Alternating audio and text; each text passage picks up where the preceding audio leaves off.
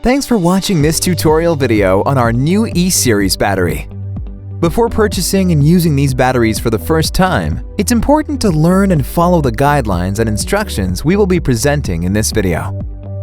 Number 1. Due to variations of the continuous discharge current between the different sizes of the E-Series battery, and also practicality and limited runtime, please understand that a single E40 battery cannot power the Navy 3.0 or a Pod Drive 3.0. For the same reason, a single E80 will not be able to power Navy 6.0. The recommended matches are that the E40 will power the Spirit 1.0 Plus, the E80 can power the Navy 3.0, and our E175 battery powers the Navy 6.0. If you wish to power the Navy series motors with an E-Series battery that is smaller than the recommended size, please note that you can achieve this by making a parallel connection with a sufficient amount of batteries, up to 16. For example, if you would like to use the E40 to power the Navy 3.0, you could make a parallel connection with at least 2 batteries.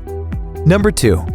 This foam on the edge of the battery housing is not only used as a shockproof cushion, but, more importantly, provides fixings with corrosion protection. This is not to be removed and must stay installed at all times. Number 3. Only use the ePropulsion original chargers designed for E-Series battery. Third-party chargers are not allowed. Technically, some third-party chargers will work with the E-Series batteries, but ePropulsion will not be held responsible for any damage caused by the third-party chargers. If you must use a third-party charger, for example, solar charging, consult with your dealer or ePropulsion through our Facebook page. Number 4. When charging, it is important to connect the charger and the battery to the communication cable. With this, the BMS can access the charger operation info and monitor the charging status. This is important for charging safety.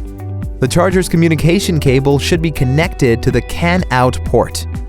Number 5. Keep the box for future use.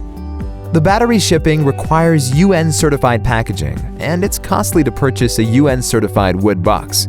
If for any reason you need to ship the battery in the future, you should keep the original wood box.